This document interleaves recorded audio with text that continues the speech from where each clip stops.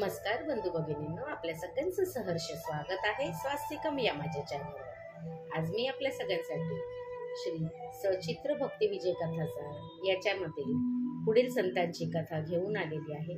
त्याआधी आपण नैवेद्य दाखवूया। नैवेद्यम समर्पयामि, नैवेद्यम समर्पयामि, नैवेद्यम समर्पयामि, नैवेद्यम समर्पयामि।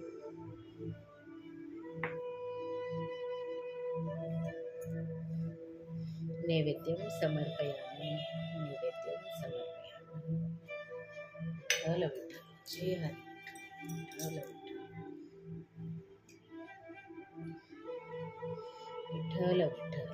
हरी, विठ्ठल विठ्ठल, विठ्ठल विठ्ठल जय हरी, विठ्ठल विठ्ठल जय हरी, विठ्ठल जय हरी।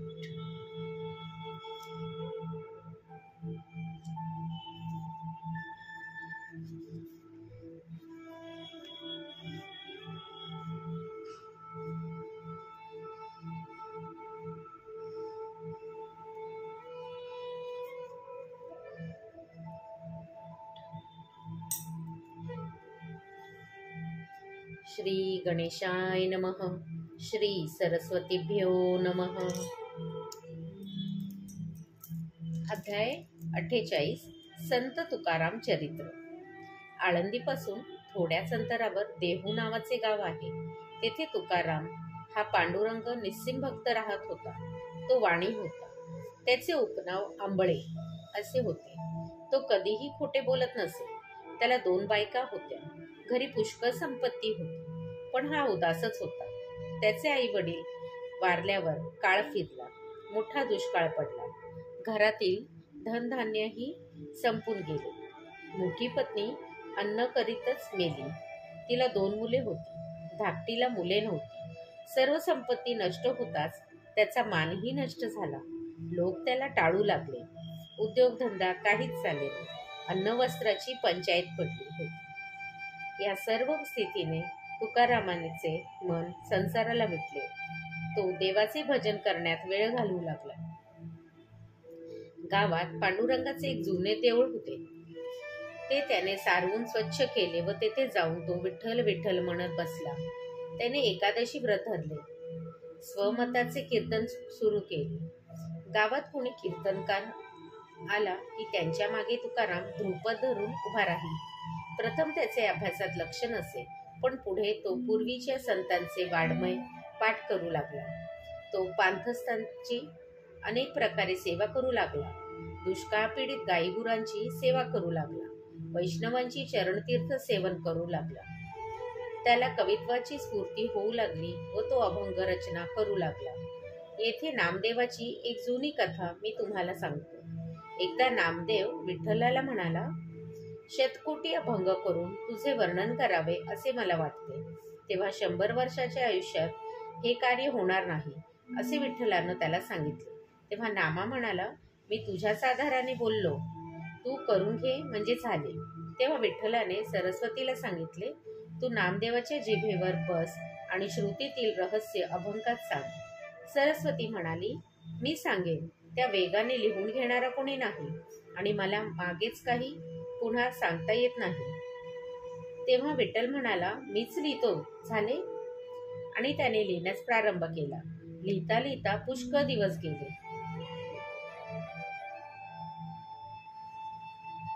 94,40,00,000 एवढी कवित्व संख्या झाली आणि ललितांची संख्या 9,00,000 झाली। ती पाहून विठ्ठल नामदेवाची पाठ थोपटून म्हणाला, आता बाकीचे कवित्वही करूया। नामा म्हणाला, आता तूच पूर्ण कर। तेव्हा विठ्ठल नामदेवाला घेऊन तुकारामाच्या स्वप्नात गेला आणि त्याला म्हणाला, आता यापुढे तू स्वतःचे कवित्व कर, इतर काही बोलू नको। नामदेवाचा शतकोटीचा संकल्प तू पूर्ण कर। तुकाराम जागा झाला। होऊन पाहतो तो कोणीच नाही, पण त्याचे आज्ञा मानून अभंग रचना सुरू केली, पण लोक त्याची निंदा करू लागले। कोणत्याही कवीचे काव्य न आवडणारे लोक असतातच। व्यक्ती तितक्या प्रकृती दुसरे काय। पण तुकाराम भाविक आणि निंदक यांना समान लेखन हरिभजन करीत असे। आषाढी कार्तिकीला तो पंढरीला जाऊ लागला. तुकाराम अत्यंत निस्पृह होता. त्याची कीर्ती ऐकून शिवाजी सिंहगडावरून गुप्तपणे पुण्यास तुकाराम एका वाण्याच्या घरी कीर्तन करीत होता तेथे आले. यवनांच्या भीतीने ते लपछपत आले होते. चांदीच्या ताटात मोहरा भरून त्याने तुकारामाजवळ ठेवल्या. ते द्रव्य पाहून तुकाराम थरथर कापू लागला आणि शिवाजीला म्हणाले, महाराज, आम्हाला हे द्रव्य कशाला? आम्हाला एक विठ्ठल हाच ठेवा आहे. आपली बुद्धी विशाल आहे असे आम्ही ऐकले. आता तर औदार्यही कळून आले. पण आम्हाला वैष्णवांना जे आवडत नाही ते तुम्ही मोठ्या प्रीतीने पुढे ठेवले आहे. पण हे आम्हाला गोमांसासारखे व्रज आहे. हे निवारणीचे बोल ऐकून राजा चकित झाले. तुकाराम पुढे म्हणाले, महाराज, आमचे समाधान व्हावे असे वाटत असेल तर तुम्ही विठ्ठलाचे नाव घ्या. गळ्यात तुळशीमाळा घाला. अन्य काही आम्हाला आवडणार नाही. राजाला आश्चर्य वाटले. त्याने तुकारामाला पुन्हा नमस्कार केला व ते त्या रात्री हरिकीर्तनास बसले. शिवाजी पुण्यास आले आहे ही बातमी हेराकडून 2000 पठाण त्याला पकडण्यास मुसलमान सरदाराने पाठविले. ते जेथे कथा होती तेथे आले. त्यांनी वाड्याला वेढा घातला. शिवाजी ओळखून त्याला पकडून न्यावे असा त्यांचा बेत होता. श्रोत्यांमध्ये कुजबूज चालू झाली. ती ऐकून तुकारामाने विचारले, काय आहे? तेव्हा 1-2 जाणत्या श्रोत्यांनी सांगितले की शिवाजीला पकडण्यासाठी बाहेर पठाणांचा गरडा पडला आहे. शिवाजीला येथून गुप्तपणे पळवून दूर न्यावे असा आमचा बेत आहे. तुकाराम म्हणाले, कीर्तनातून मुळीच उठू नका. काय होईल ते हो.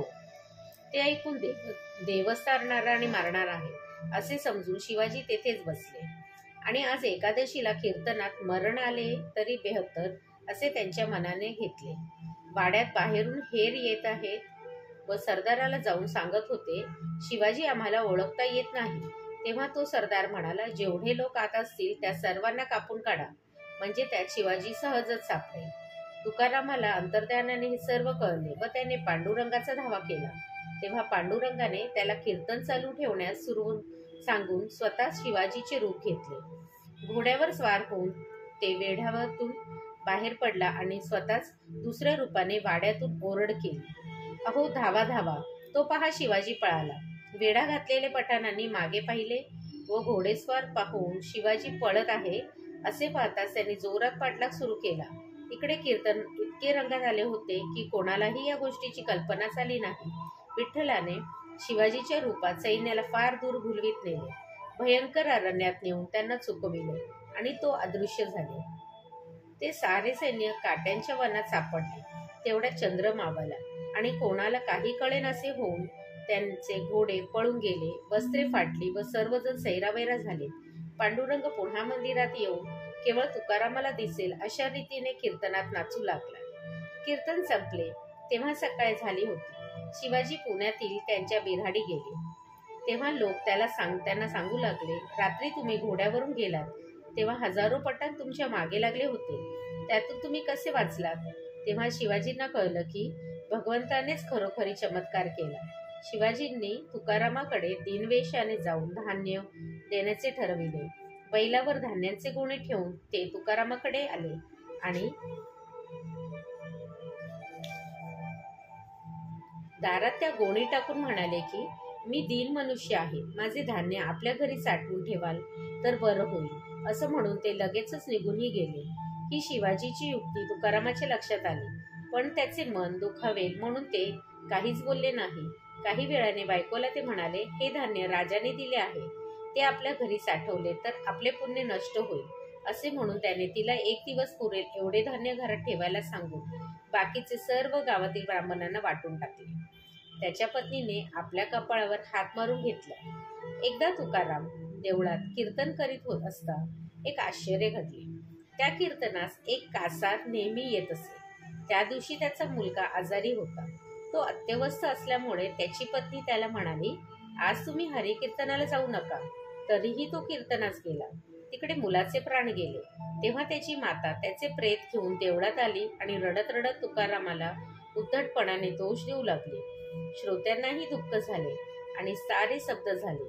लोक तिला म्हणाले, तुकारामाजवळ संजीवनी आहे का? तुझ्या मुलाचे प्रेत येथे का आणलेस? तो येथे पुन्हा जिवंत होणार आहे का? तेवढा तुकाराम म्हणाला, असे म्हणू नका. विठ्ठल नामापुढे अमृतही फिके आहे. आपण सर्वांनी विठ्ठलाचा नावाचा गजर करूया. करता करविता तोच आहे असा विश्वास धरा. तेव्हा सर्व लोक आनंदाने टाळ्यांच्या गजरात व मृदुंगाच्या घोषात उच्च स्वराने विठ्ठलाच्या नावाचा जय जयकार करू लागले. लोक एकमेकांकडे पाहत होते. तो त्यांना सर्वजण विठ्ठलासारखेच दिसत होते. अशी अद्भुत स्थिती झाली असता तो मुलगा झोपेतून जागा झाल्याप्रमाणे उठून बसला. लोक एकदम विस्मयचकित झाले. त्या कासारणीने आपल्या मुलाला पटकन उचलले. ती तुकारामाच्या पाया पडली व त्याची क्षमा मागू लागली. लोक सर्वत्र वाहवा करू लागले. विठ्ठलाचे नाव हे अमृतापेक्षाही श्रेष्ठ आहे अशी त्याची दृढ श्रद्धा बसली. विठ्ठल विठ्ठल, जय हरी विठ्ठल. श्री विठ्ठल रखमाई पर्णमस्तु. शुभम भवतु, शुभम भवतु, शुभम भवतु.